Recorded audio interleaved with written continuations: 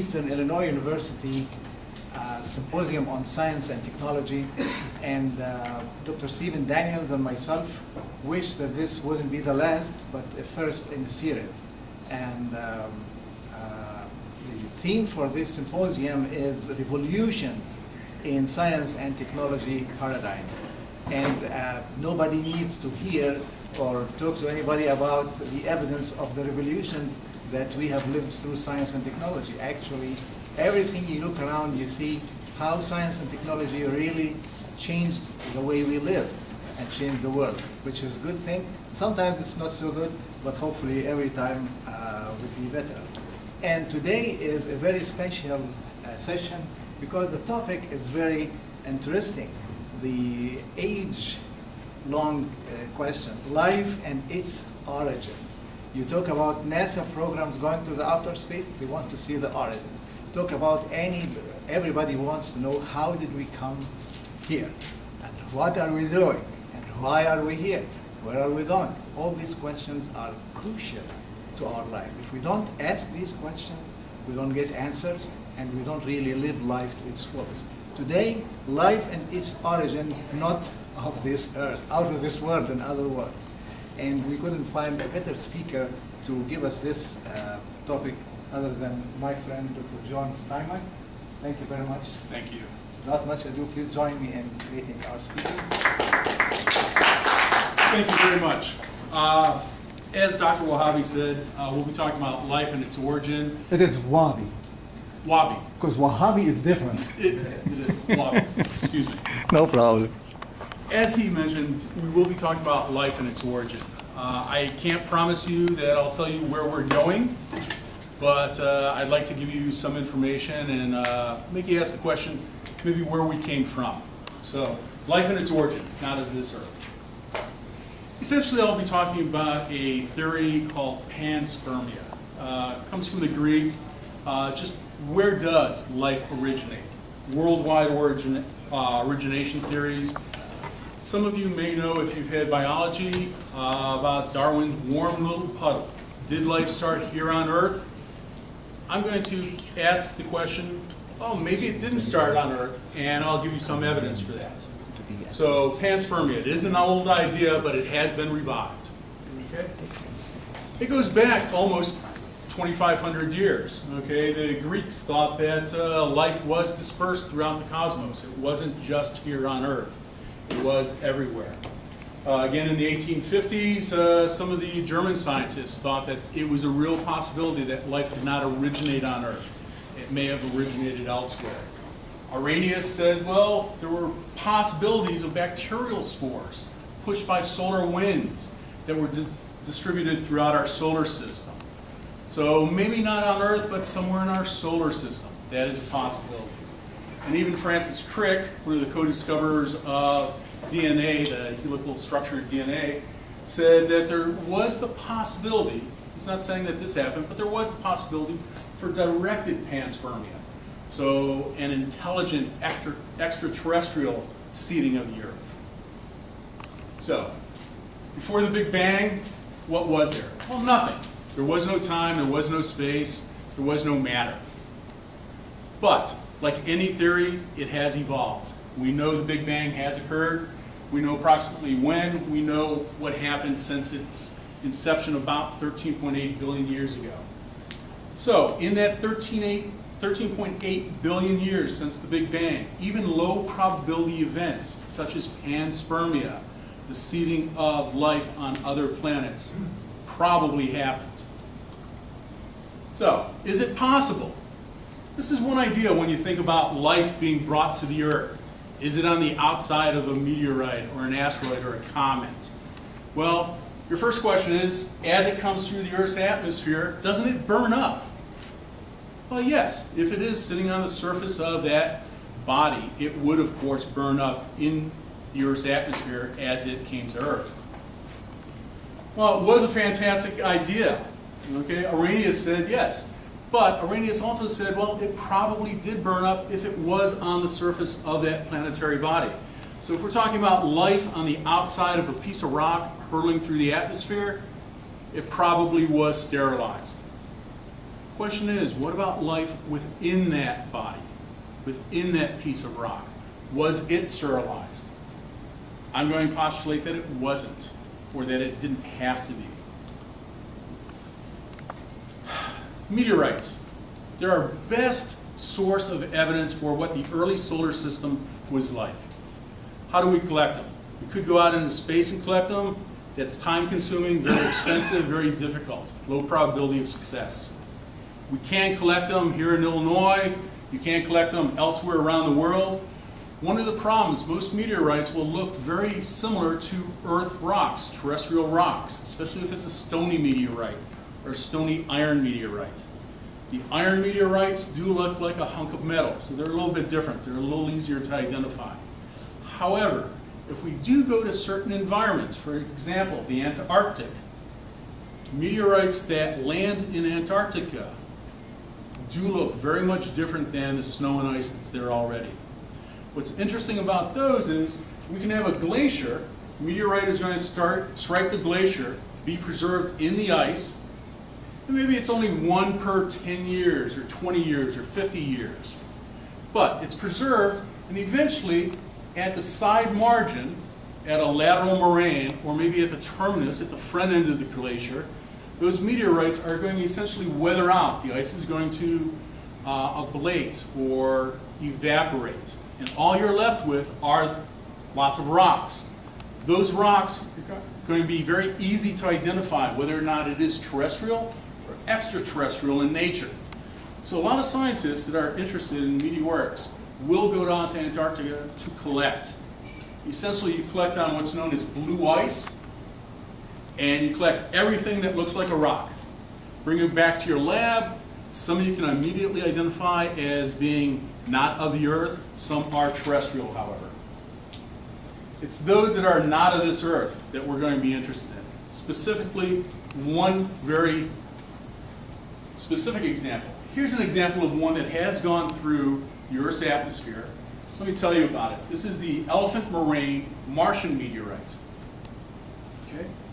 Elephant moraine is just the name for the location where it was discovered. Okay? The moraine is that lateral edge to a glacier. So it was picked up on the lateral edge. It is a meteorite. Just from observation, just general inspection, you can see this black area on it. It's what's known as a fusion crust. So this is the crust that formed as it came through the Earth's atmosphere. It melted the exterior of the rock just a little. Okay? We also know through chemical analysis, this is a Martian meteorite. This is a piece of Mars on the Earth. Okay? Well, how did it get here? Asteroids, comets, meteors bombarding Mars would blow off pieces of Mars. Some of those eventually will go into orbit, go back down to Mars, or some may go into orbit and come into the inner solar system. Well, Mars is further out from the sun than the Earth is. So energy-wise, from an energy perspective, it's easy for a rock to go from Mars to Earth. It's easy for a rock to go from the Earth to Venus. Okay? It's much more difficult for a rock to go from Venus to Earth. You need to give it additional energy. So the rock essentially falls to Earth from Mars. Okay? We also know this is a Martian meteorite because if we look at it, it belongs to one of what are known as three classes of Martian meteorites. They fall into three groups. We know it's Martian because if you look at, this is just log particles per cubic centimeter. The rock will preserve gases within its vesicles, within small holes or vesicles within the rock. The rock will preserve gases from its formation state. So if we analyze those, compare that to the Martian atmosphere, and we actually have samples from the Martian atmosphere thanks to the Viking samplers back in the 70s. We compare that to the glass in the meteorite. The glass is just a quenched or a really quickly frozen piece of the melted rock. You can see there's a one-to-one match. So these particular meteorites, these SNC, that stands for one of the three basic classes of Martian meteorites, these SNC meteorites, we know positively came from Mars, but they're on the Earth. Okay? So we know we have Martian meteorites on the Earth. This is the meteorite that has raised so many questions. This comes from the Allen Hills, hence the prefix ALH, Allen Hills. It was collected in 1984, designation 84. And it happened to be the first one that was collected in 1984 from the Allen Hills. This is sometimes known as a rogue meteorite. Rogue because it is falling outside of some of our commonly accepted theories of meteorites, especially the Martian meteorites. It's not that impressive when you look at it. It does have a fusion crust on it. Okay? This looks generally like most other meteorites. This is what's known as a cumulate or a semi-cumulate. So it was deep within a planetary body at one point. A large event, say an impact, shattered it, threw it out into space. Eventually it fell through the Earth's atmosphere and landed in Antarctica. Brief history about it. Okay, first of all, it is an igneous rock, specifically an orthopyroxenite. Ortho just means that the pyroxene crystals, the iron magnesium crystals in it, accumulated or settled out of a large magma chamber. So it was a relatively large planetary body that this rock originated from. It's about 4.5 billion years old, 4.5 gigaannum. Okay, 4.5 billion years old. It is the oldest rock that we know of. That's either from the moon or from Earth. We know somewhere between 4 and 4.5 billion years ago, there was some type of catastrophic impact, some type of shock. This shock shattered it. And we know that through metamorphic events and looking at the gases and the elements that are present. So about 4 to 4.5 billion years ago, Mars suffered a major impact. That impact brecciated it and did move some of the grains around. We know that. About 4 billion years ago, carbonate, just like limestone, calcium carbonate, carbonate blebs, or carbonate particles, formed in the cracks. And they formed at a relatively low temperature. We're not talking hundreds or thousands of degrees. They formed in an aqueous environment, in a water environment. So it had to have been at a relatively low temperature, something that we would be happy living in possibly. Okay? Question is, was there bacterial activity in that water at that time? It's going to be the question that we need to ask. About 15 million years ago, 15 million years ago, not billion, this rock left Mars. There was some type of impact that not only had shattered it previously, but a new impact jolted it off of Mars into orbit around Mars or in the solar system. It wandered the solar system until about 11,000 years ago. About 11,000 years ago, it finally made landfall or earthfall in Antarctica. About 500 years ago, it was exposed. We know some of these dates because we can look at cosmogenic isotopes, isotopes such as beryllium or boron, see how long it has been exposed to the surface rather than covered. Okay? So these dates are fairly well constrained. So that's the geologic history of the rock. Okay? What people have done, primarily Joe Kirschfink at Caltech and some of his workers at Vanderbilt, they've built a very, very sensitive superconducting quantum interference device. It's just called a SQUID, superconducting quantum interference device. It's a very, very sensitive magnetic instrument. It'll measure a magnetic field that is very tiny, okay, very weak. So I use it in my work when I look at certain types of rocks. I use this magnetometer. They use it on this Martian meteorite, this Allen Hills meteorite. Okay. This one is at Vanderbilt. Caltech also has one patterned after this. Okay. Its sensitivity is about 10,000 times more sensitive than the Earth's magnetic field is strong. So it can measure extremely weak magnetic fields. One of the problems with an instrument that measures extremely weak magnetic fields is you had better use it in a room that has essentially zero field in it. Otherwise, something like a truck passing outside the building, an elevator going up and down in the building, will skew the results. So the sample room at Vanderbilt and the sample room at Caltech are in a magnetically shielded room. It also has what's known as a Faraday cage around it so they can zero out the field. And the room is swept every week. Okay, they actually clean the room magnetically every week. Any water that's used is known as nano-pure water. There's a magnet on the water supply, very strong magnet, to remove any magnetic particles. Any air particles are filtered. It is essentially the very best type of lab that you can work in. It would be the equivalent of a P4 biological lab. Okay? You have to suit up when you go in here. These instruments are very sensitive, so we can actually use very thin sections of rock, okay, to look at what the magnetic field looks like in those rock sections. We can also run experiments by heating the rock sample up, then cooling it down in a zero field to see what those minerals are. This is a Tellier furnace. What you do is you heat the sample up in this chamber, very precise temperatures. You heat it up by 1 or 2 degrees, then cool it down. Then heat it up, then cool it down. Every time you do that, you take a measurement on it. So you can identify what magnetic mineral is the carrier for the signal. This is an image. This is a composite image. Let me explain this. This is a thin section of the rock. So this is maybe only about 1.5 inches across. So this is an image of the rock. Superimposed on top of it is the magnetic field directions that have been measured in this squid, in this magnetometer. The blue means that it's a downward pointing direction. The red means that it's an upward pointing direction.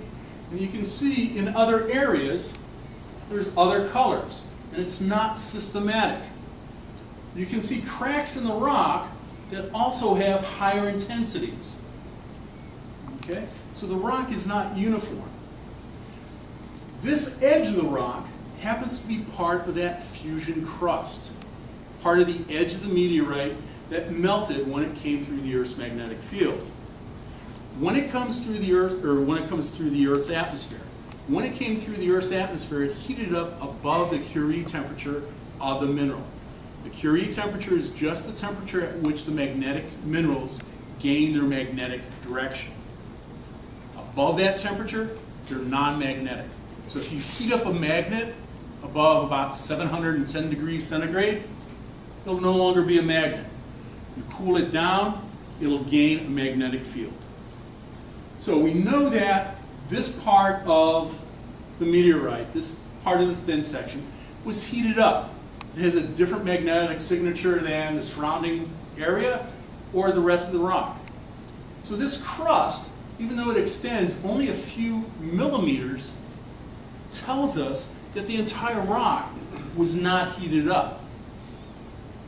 We also know that if a meteorite is recovered very shortly after it makes Earthfall, so if it's an observed meteor impact, okay, very often there'll be a frost on the meteor. That's because the interior is still at the temperature of deep space, close to absolute zero. Okay? It's only the outer crust that heats up. That means that somewhere in between, there was a temperature, that Goldilocks zone, if you will, that could support life as we know it. Okay? Also, life on the interior, if it had been life as we know it, could have been frozen and preserved. So we know something about the temperature that these rocks have experienced. We know something about the timeline, its history. Okay, so here's the fusion crust that was intensely magnified. So Arrhenius was correct. Coming through the Earth's atmosphere would have killed anything on the surface. Okay? But that heat pulse did not penetrate deeply, only a few millimeters. Okay? The interior of the rock, still has a region that has not been touched by temperature fluctuations. Okay? So it tells us something about the temperature or thermal history of this rock. This is just looking at the thin section again, just two cross sections, right here and right there. And what they've done here is they've looked at this at two different temperatures, again in zero magnetic field. One is 25 degrees centigrade, one is 40 degrees centigrade. So in this Tellier furnace, what they did was they heated it up to 25, cooled it down, and then measured the magnetic signature. They did that a couple more times. This is at the 40 degree temperature. And you can see differences in terms of the strength or the coercivity, the strength of the magnetic minerals there. So you can see that there's a variety of minerals that preserve the magnetic signature of this rock. This is just going in from the edge, okay? And this is the magnetic strength, okay, in terms of nanotesla. This is at room temperature. Okay, this is a natural remnant magnetization, this black line. This is what it is at 40. This is what it is at 200. So you can see that there is a constraint, if you will, on what the upper temperature of this entire rock could have gotten to as it came through the Earth's atmosphere. The upper temperature only got to 40 degrees centigrade. That's not that hot. Temperatures on Earth get hotter than that in the Middle East in the summertime. So life as we know could have survived on the interior of this meteorite. It didn't get that hot. Okay? So almost all microorganisms, seeds, spores can survive those temperatures. We know this heterogeneous magnetization dates back to at least 4 billion years. We know that based on looking at the blocking temperature of the argon gas and the magnetization. So we know this has been stable for that long. We also know through other experiments, this is a European Space Agency long duration, long-term exposure facility. This is the sample chamber right here. They would open this up every once in a while. This was out there for, I think it was 11 years. They would open that up to space, to the temperature of space, to the vacuum of space, to direct sunlight, so the ultraviolet radiation and other radiation. They would open it up and then close it. It finally came back to Earth. They sampled it. There were still viable spores, still viable organisms on this experiment. So we know for at least 11 years, Earth organisms, certain Earth organisms, can survive in space. So, summary of part one. Okay. Temperature got no hotter than 40 degrees centigrade. We know that lots of Martian rocks actually make landfall or earthfall with the Earth every year. It's estimated that about every 100,000 years you get one large piece. You get about a ton of material every year. That ton of material is usually in the form of dust particles, things like that. Large rocks, like the Allen Hills rocks, maybe once every 100,000 years. So it does happen on a continual basis. We also know that bacterial spores can survive in space. So you don't have to have oxygen or water present. They can survive. That's based on that European Space Agency long-term duration experiment. And they can survive large-scale accelerations or G-forces. Okay, humans can't experience or can't survive large-scale G-forces. Bacteria can. So, possibility of transfer of life between Mars and Earth is a likely event, considering we're talking 4.5 billion years. So the origin of life, Darwin's warm little pond, may not be the only answer to where life originated. It could have been on a cold little puddle on Mars. Okay, so let's talk about the early environment of Mars. If you look at the magnetic field between Earth and Mars, there are some similarities and some differences. Okay? Again, a lot of this work was done at Caltech in Dr. Joe Kirschvink's lab. Joe is a biologist, he's a paleomagnetist. He is, in some ways, what you might call a Renaissance scientist. He's into a lot of different areas of science. He and his wife have done a lot of work in cancer research, looking at magnetotactic bacteria. So he's very interested in the Earth's magnetic field, and in this case, the Martian magnetic field. Both have magnetic fields. The Earth magnetic field, however, is essentially a dipole. You can think of it as a bar magnet. It has a north pole, it has a south pole. The Martian magnetic field is not like the Earth's magnetic field. It's variable. There's some areas that are very strong, some areas that are where it's nearly absent. So taking a compass onto Mars wouldn't work. Okay? There are anomalies, large anomalies, that are very, very strong in terms of the magnetic signature. There are some that are so weak, they're almost negative. It would be this area. Okay? This is just from some of the Mars observers. Okay? So, we know that the magnetic dynamo, the magnetic field of Mars, was active prior to about 4 billion years ago. There also was some type of atmosphere. So the fact that Mars had a magnetic field, much like Earth's current magnetic field, and there was an atmosphere, that magnetic field helped protect the Martian surface from ultraviolet radiation and other forms of ionizing radiation. Okay. So, it helps stop non-thermal erosion of the atmosphere. Okay. So, we also know something about the oxygen content based on the Martian meteorite and based on the current measurements of the composition of the Martian atmosphere based on, say, Viking and the current explorers on Mars. So the Martian atmosphere has also changed much like Earth's atmosphere. Earth's early atmosphere was nothing like today's atmosphere. There was what's known as mass-independent oxygen fractionation.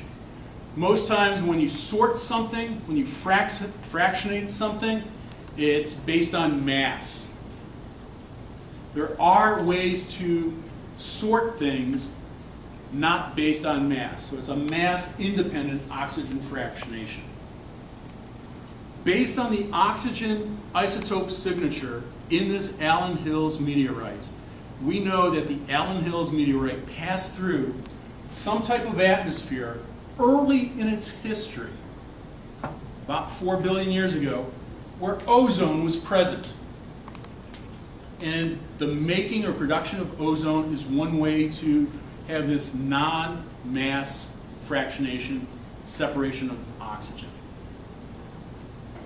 So the presence of these isotopes in this meteorite indicates something about the early atmosphere of Mars.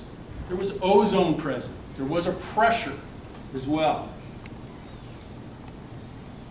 The magnetic field indicates that there was probably some type of ultraviolet screen, if you will, protection to the Martian surface as well. Okay. Were there oceans? Was there water present on Mars? Many of you probably, if you keep up with current events, you probably hear some of the new information that is coming out almost weekly, if not monthly, on additional information on there is water on Mars. Okay? Geomorphically, if you look at the land surface, you can see, especially in the southern hemisphere, so this is looking down on the southern hemisphere, there is essentially this huge basin. Okay? And you can see shorelines. Okay? Here, this is a oblique perspective, okay, of one of these, and this is the artist's conception of where that zero surface or a zero surface would be. If you fill it in, you can also see the presence of old shorelines. If you ever head out west to some of the lakes, the pluvial lakes of, say, Utah, Nevada, California, Oregon, Idaho, you can see these old shorelines. They're very easy to identify because of wave action, water action. Right there for a long period produces a shore, and then the water level drops and produces a new shoreline. So based on just geomorphic evidence, we know that water was present on Mars. Okay? Also, Mars Odyssey has found solid water, ice, below the surface of Mars. That's based on the neutrino emissions with the hydrogen. So we know there is still solid water on Mars. So if Mars was warmer, there probably would be liquid water. It also appears, NASA has said that there appears to be liquid water during different seasons on Mars. Some of this solid water, some of this ice will turn into liquid water, run down little rivulets or the sides of little canyons during the warm season, during their summer. And you can actually see damp spots in these canyon walls, and then they evaporate into the atmosphere because the atmosphere is such a low pressure now. So there's still current water on Mars. Okay? If you look at the Tharsis region, Tharsis volcanic province, this is one of the areas of Mars that has the highest gravity anomaly. Essentially what we're saying here is that this Tharsis region, this volcanic region, has been in existence for millions upon millions, approaching billions of years. Mars does not have the same type of geologic activity that the Earth does. It does not have plate tectonics. So this has been in existence for billions of years. So if there is ice in this region, and you do have a warm spot, there is a possibility for liquid water. Okay? If you look at some of those canyons and look at them in terms of their elevations, you can see that they tend to point away from where these warm spots are, the Tharsis Bulge. So it appears that they're true drainage canyons. So streams that came off of the Tharsis Bulge. Tharsis is at least 3.8 billion years old. So it's been in existence for a long time. So any water that's present would have run off along those little stream channels. During that time period, this is known as the Nokian age, okay?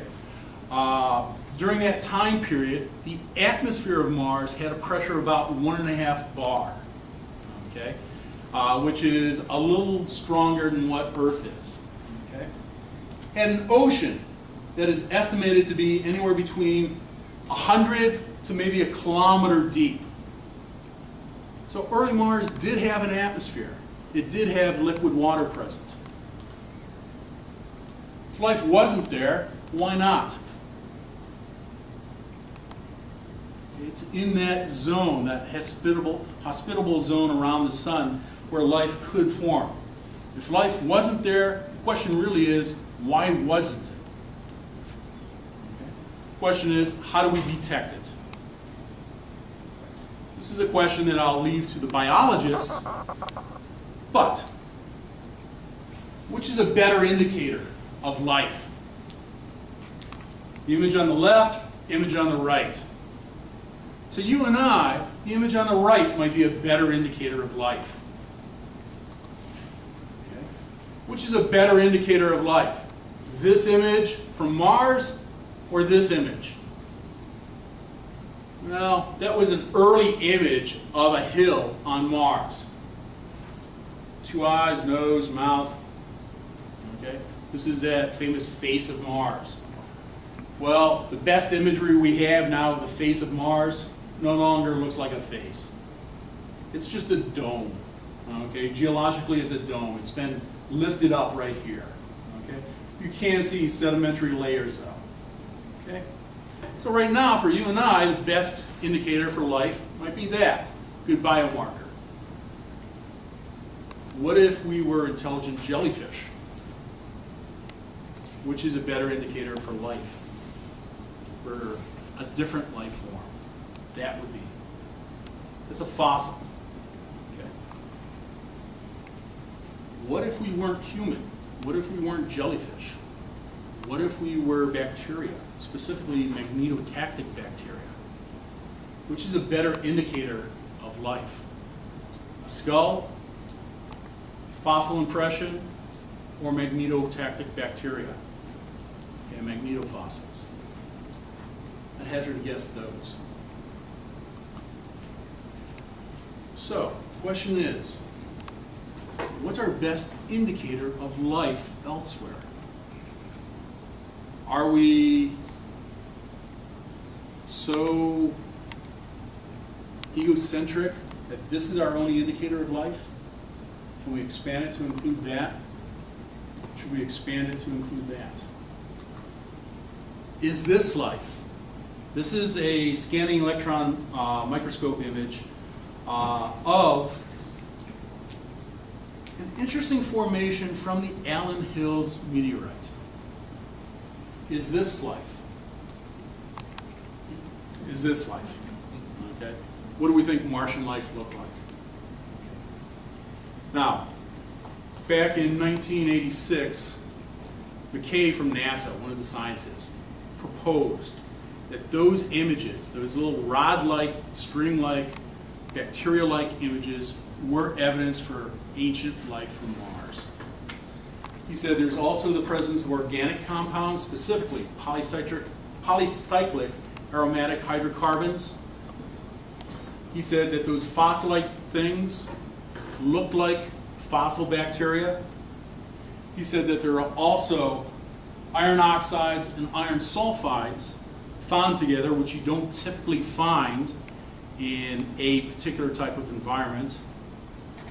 So, were these bacterial magnetofossils? That was the big controversy back in 1996.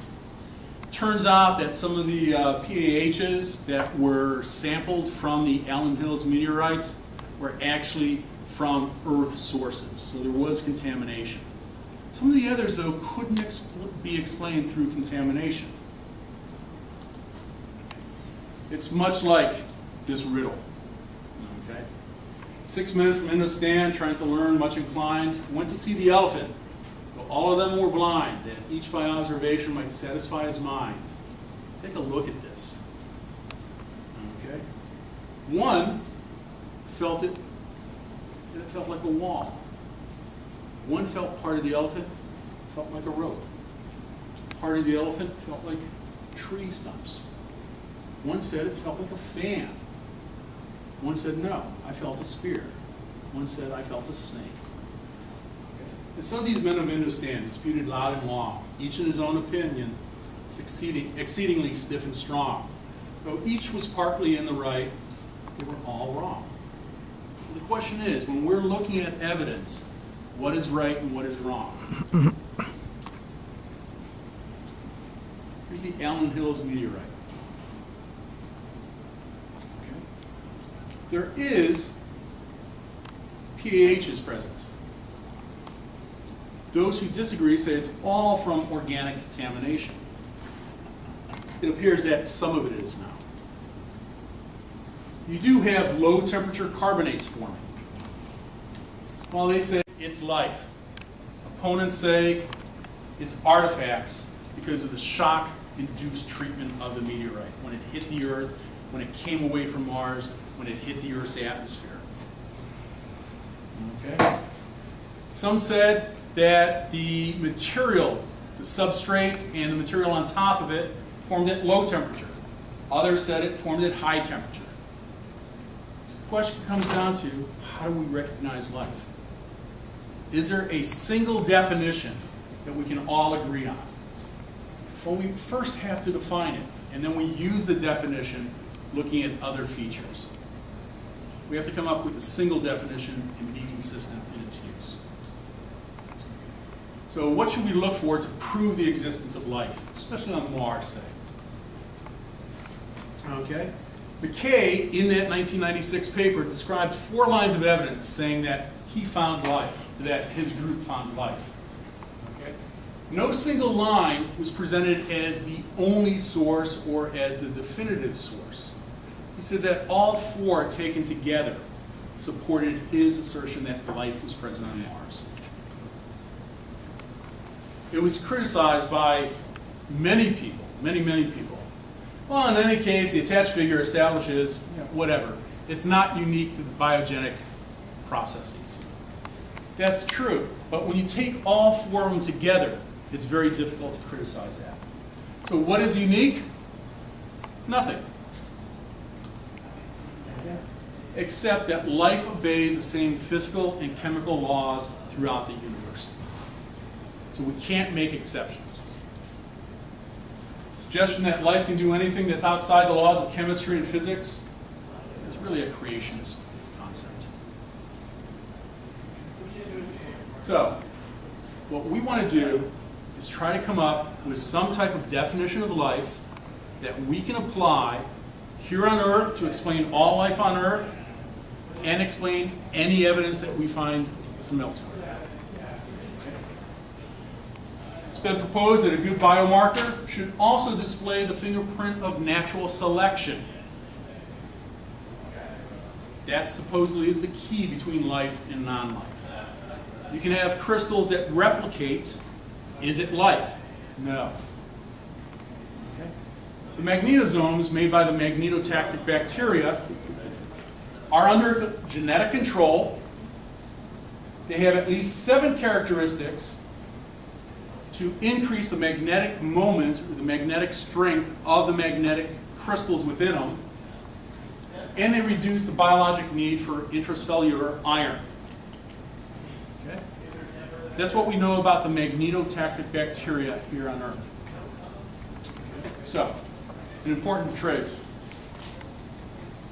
Magnetic moment, the strength and direction of that magnetic crystal is going to be very important.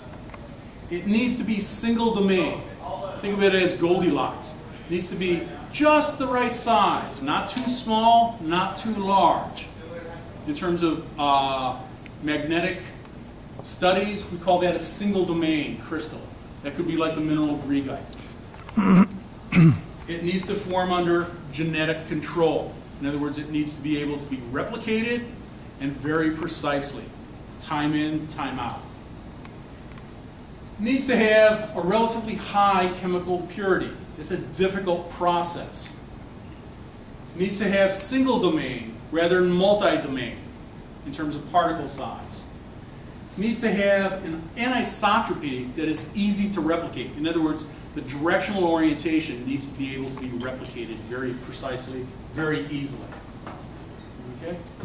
Here, that's moving in the pro-life direction if we try to achieve all of those.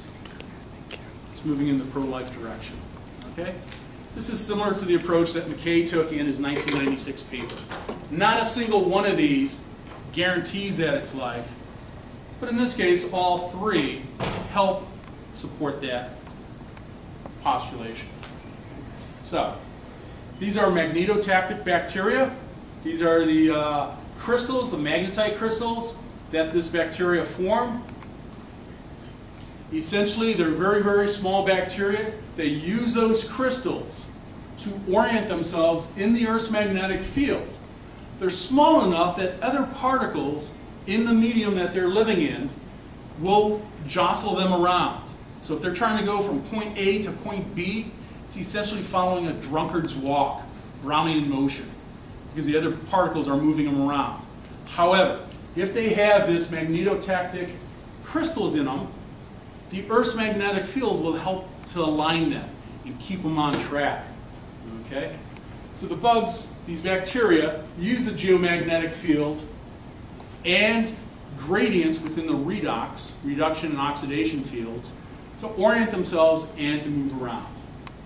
So essentially, this has been shown through an experiment, a pulse magnetization experiment, where you sent this bacteria from the south to the north. You hit it with a large pulse, an anti-direction pulse in the magnetic field. Okay, confused the little guys. And they started turning around and going in the other direction. So, single domain ferromagnetism, which is part of rock magnetism, and biology can be one and the same. Biological organisms can use magnetic minerals to navigate and for directional control. These are images of them. Okay, these were actually taken from current magnetotactic bacteria. Okay, this is a TEM imagery, transmission electron microscopy imagery of them. These are just the crystal faces. So you can see they form very nice crystals. These crystals are pretty much equant. They're about the same size in all directions, but they are magnetite. Okay? Higher order animals also have this. Salmon, okay? Human brains, okay? As I said, Joe Kirschvink and his wife have done a lot of work on the relationship between magnetite and cancer. So, these are images of magnetite that is grown synthetically. This is images of magnetite from the magnetotactic bacteria. Similar, not the same. These are the 7 properties. So McKay used 4 lines of evidence. Here's 7 lines of evidence that suggest that magnetotactic bacteria do produce magnetite. So if we find it elsewhere, it may be a good indication, especially if it meets all 7 criteria. If the sizes and the shapes are compatible with single domain theory. If the crystals have no defects and the crystals are essentially elongate in one direction,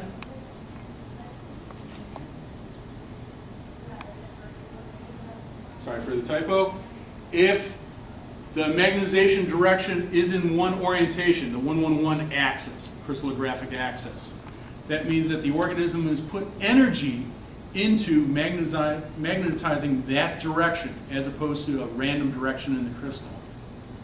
If the ends of the crystals are truncated, a natural termination in the end of the crystal is actually going to create some problems. Okay?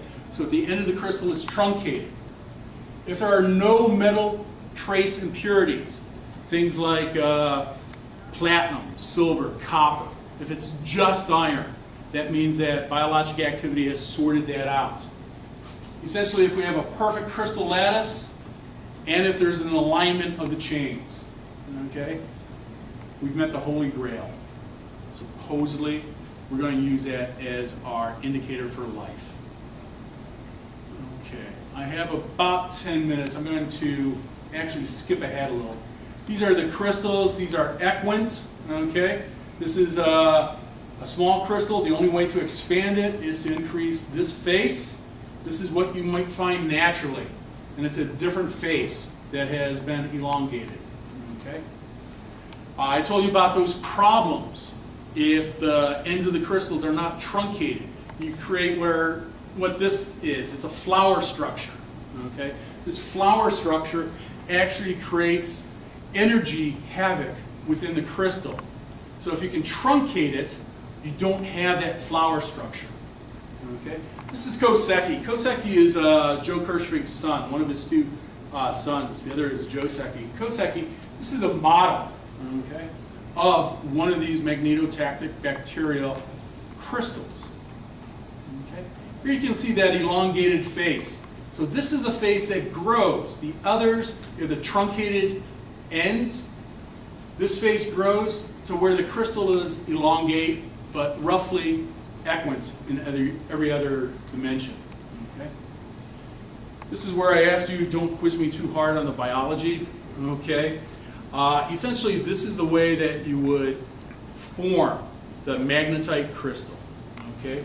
You have a double layer of essentially fat cells here.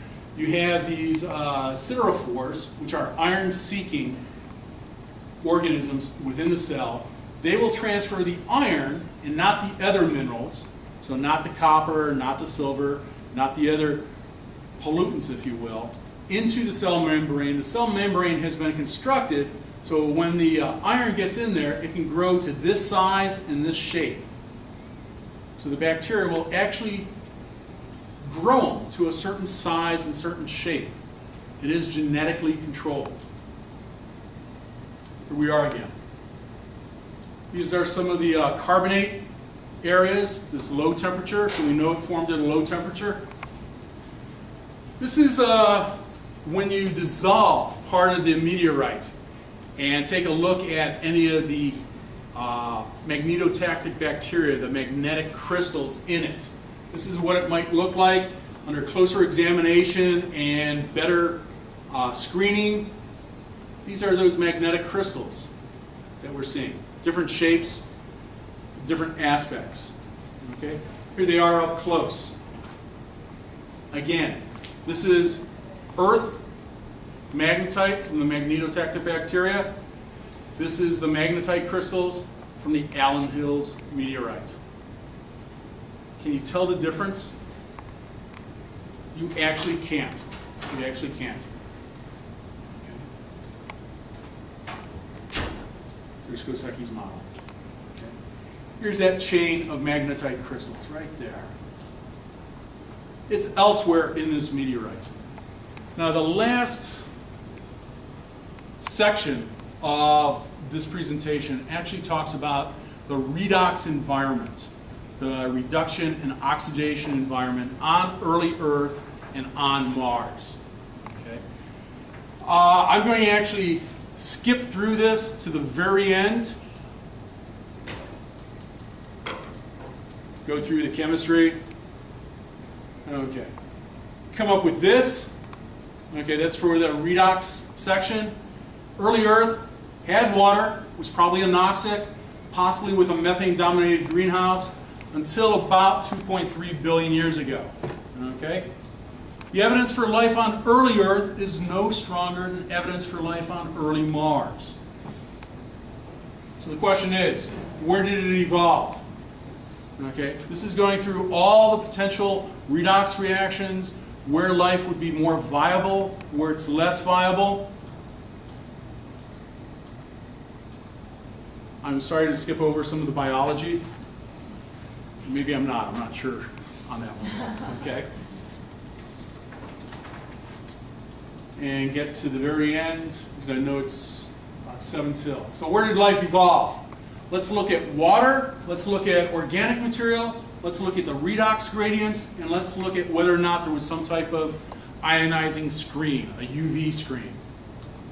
Okay, for water, yes, there appears to be liquid water on early Earth, on early Mars, even on Europa, and on some of the recently discovered interstellar planets.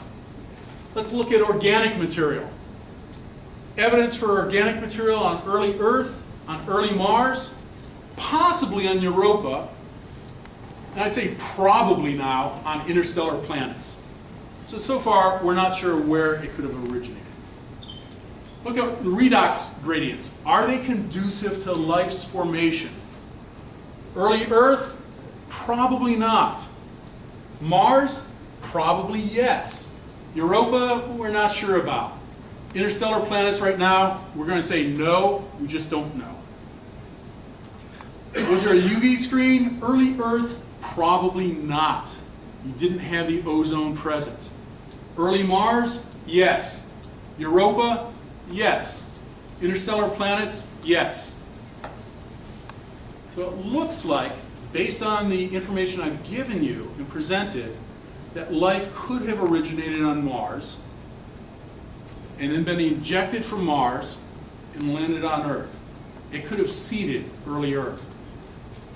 So Darwin's warm little pond may have been that cold little puddle on Mars. Perhaps we can find evidence of Martian life here on Earth. Okay? So that's it. Thank you very much. Thank you. Thank you very much for this presentation. I think it deserves a whole symposium. Yes, I do have another section that I didn't get to. Very good. So keep it for the next symposium, Okay, and thank we'll you. have 2 sessions next year. Sounds good. Thank you. Now, any questions from the audience, please? Suggest that if life originated on Mars, then it would be most successful on Mars, and we should be able to see evidence of life presently on Mars? Natural More so than on selection, Earth? if we're saying that it developed to the same degree here on Earth as we know it now, If it developed to a lesser degree than what we're used to here on Earth, and then was ejected and conditions changed, and we know the conditions, the redox conditions, the atmospheric conditions, the water conditions have all changed on Mars. So this hypothesis states that conditions were favorable for the origination of life on Mars. Then it was essentially kicked out. Conditions changed, could no longer support life, and conditions were just right here on Earth.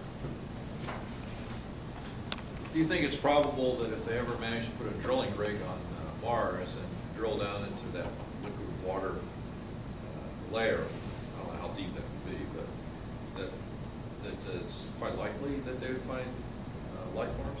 I think the probability is very high, at least not, maybe not living life forms, but maybe evidence for past life. I certainly hope they do. I don't think that we're fortunate enough that life originated just on Earth. I think in terms of the grand scheme, in terms of time and probability, life has to have originated other places as well. They're now thinking about landing a explorer on Europa and drilling through the ice cap there to the liquid water, because they believe that some of the water, when it comes up through the cracks in the ice cap on Europa, does have organic material in it based on the color of the water that's coming up. So there is that possibility as well. So that's why Europa was put up there. Now, I have 2 or 3 or 5 or 10 questions. So I'll email you these questions and Please. add it to the website. But for quick questions, there is a book or something, some work, artwork, literary work that says men came from Mars and women came from Venus. And I didn't see any Venuses here. No. I think that's more of a cultural, sociological argument. And I'm not going to touch that as a sociologist. Okay, so we'll stop there. Another thing that's really, or seriously, I think about is why is it that God is excluded from the discussion altogether by some argument that says it's non-scientific, and you hinted about this would be creationist in such a way.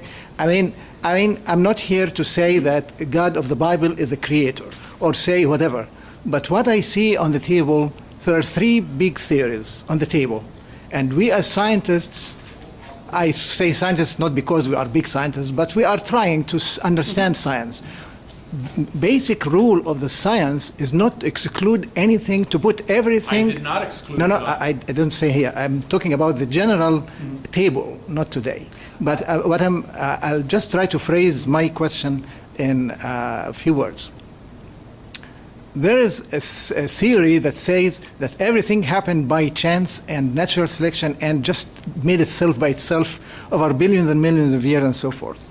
There is the other side that says the God of the Bible is the creator of. In between, there is the intelligent design that says not necessarily the God of the Bible or any God of the gods that we have 700 billion religions in the world, everybody claims that their God is the creator of something. So we're not here to say that. But one scientific question, is it more scientific to say that all these marvelous systems in everything made itself by itself scientifically, or somebody did it, whoever this body is, call it XYZ. So I see that there is a movie called Expelled, for example, that some professors, real professors here in this country in the past 10 years lost their jobs because even mentioning that there is another side of the argument. So my question here is not the God of the Bible or the God of the Hindus or whatever. I'm saying that is it more intelligent or more scientific to say that any system that we see has a doer or somebody who did it, not that it made itself by itself billions and millions of years? Because if people say billions of years and nobody can see it, nobody can repeat it, nobody can verify it, I mean, science basically is verifiable, repeatable, and other stuff for scientific method. So what is the difference between those who say it's billions and millions of years, nobody can see it or repeat it, and the people who say it's God just created it? Same argument. I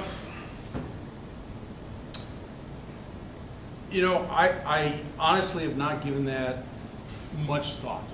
Very well.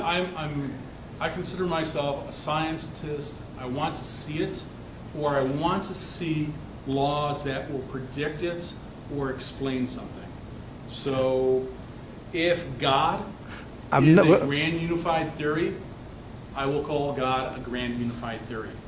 No, I'm not talking about the God. I'm talking Right. about, you In terms of mentioned, some other driving force. no, I mean the main argument here, it says there are natural laws. Mm-hmm. We know, humanly speaking and scientifically, that whenever there is a law, there is a lawgiver.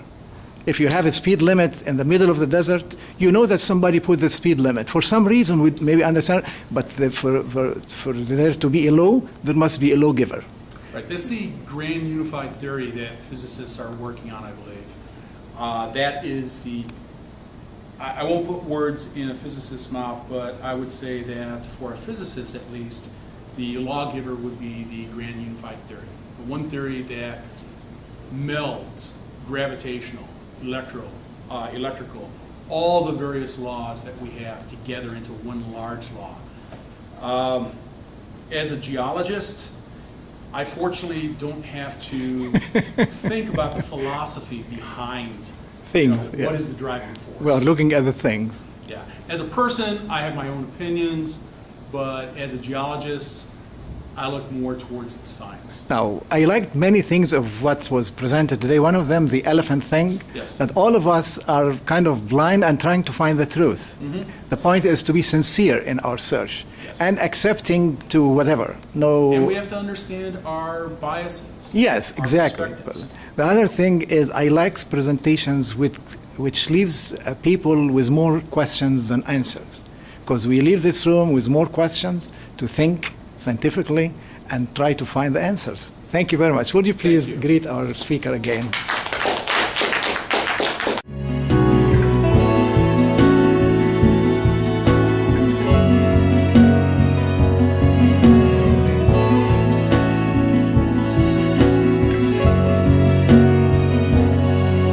Been revived. Okay? It goes back almost 2,500 years. Okay, the Greeks thought that life was dispersed throughout the cosmos. It wasn't just here on Earth. It was everywhere. Again, in the 1850s, some of the German scientists thought that it was a real possibility that life did not originate on Earth. It may have originated elsewhere. Arrhenius said, well, there were possibilities of bacterial spores pushed by solar winds that were distributed throughout our solar system. So maybe not on Earth, but somewhere in our solar system. That is a possibility. And even Francis Crick, one of the co-discoverers of DNA, the helical structure of DNA, said that there was the possibility, he's not saying that this happened, but there was the possibility for directed panspermia. So an intelligent extraterrestrial seeding of the Earth. So, before the Big Bang, what was there? Well, nothing. There was no time, there was no space, there was no matter. But, like any theory, it has evolved. We know the Big Bang has occurred. We know approximately when. We know what happened since its inception about 13.8 billion years ago. So, in that 13.8 billion years since the Big Bang, even low probability events such as panspermia, the seeding of terrestrial rocks, especially if it's a stony meteorite or a stony iron meteorite. The iron meteorites do look like a hunk of metal, so they're a little bit different. They're a little easier to identify. However, if we do go to certain environments, for example, the Antarctic, meteorites that land in Antarctica do look very much different than the snow and ice that's there already. What's interesting about those is we can have a glacier. Meteorite is going to strike the glacier, be preserved in the ice, and maybe it's only one per 10 years or 20 years or 50 years. But it's preserved, and eventually at the side margin, at a lateral moraine, or maybe at the terminus, at the front end of the glacier, those meteorites are going to essentially weather out. The ice is going to ablate or evaporate. And all you're left with are lots of rocks. Those rocks are going to be very easy to identify whether or not it is terrestrial or extraterrestrial in nature. So a lot of scientists that are interested in meteorics will go down to Antarctica to collect. Essentially, you collect on what's known as blue ice, and you collect everything that looks like a rock. Bring it back to your lab. Some you can immediately identify as being not of the Earth. Some are terrestrial, however. It's those that are not of this Earth that we're going to be interested in. On other planets probably happened. So, is it possible? This is one idea when you think about life being brought to the Earth. Is it on the outside of a meteorite or an asteroid or a comet? Well, your first question is, as it comes through the Earth's atmosphere, doesn't it burn up? Well, yes. If it is sitting on the surface of that body, it would, of course, burn up in the Earth's atmosphere as it came to Earth. Well, it was a fantastic idea. Okay, Arrhenius said yes. But Arrhenius also said, well, it probably did burn up if it was on the surface of that planetary body. So if we're talking about life on the outside of a piece of rock hurtling through the atmosphere, it probably was sterilized. Question is, what about life within that body, within that piece of rock? Was it sterilized? I'm going to postulate that it wasn't, or that it didn't have to be. Meteorites. They're our best source of evidence for what the early solar system was like. How do we collect them? We could go out into space and collect them. That's time consuming, very expensive, very difficult. Low probability of success. We can collect them here in Illinois. You can collect them elsewhere around the world. One of the problems, most meteorites will look very similar to Earth rocks.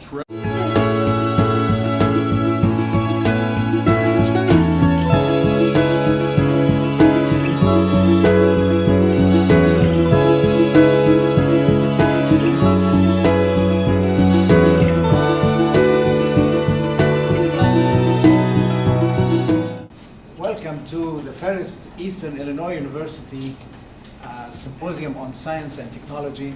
And Dr. Stephen Daniels and myself wish that this wouldn't be the last, but a first in the series. And the theme for this symposium is revolutions in science and technology paradigms. And nobody needs to hear or talk to anybody about the evidence of the revolutions that we have lived through science and technology. Actually, everything you look around, you see how science and technology really changed the way we live and changed the world, which is a good thing. Sometimes it's not so good, but hopefully every time will be better. And today is a very special session because the topic is very interesting. The age-long question, life and its origin. You talk about NASA programs going to the outer space, they want to see the origin.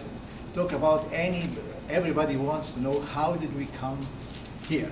And what are we doing? And why are we here? Where are we going? All these questions are crucial to our life. If we don't ask these questions, we don't get answers, and we don't really live life to its fullest. Today, life and its origin, not of this earth, out of this world, in other words. And we couldn't find a better speaker to give us this topic other than my friend, Dr. John Stimac. Thank you very much. Thank you. Not much ado, please join me in greeting our speaker. Thank you very much. As Dr. Wahhabi said, we'll be talking about life and its origin. It is Wabi, Wabi. because Wahhabi is different. Wabi. Excuse me. No problem. As he mentioned, we will be talking about life and its origin.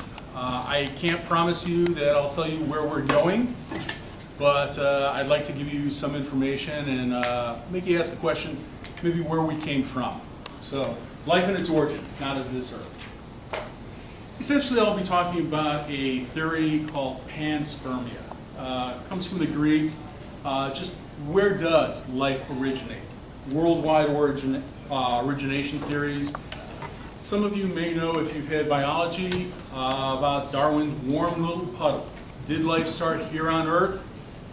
I'm going to ask the question, oh, maybe it didn't start on Earth, and I'll give you some evidence for that. So, panspermia, it is an old idea, but it has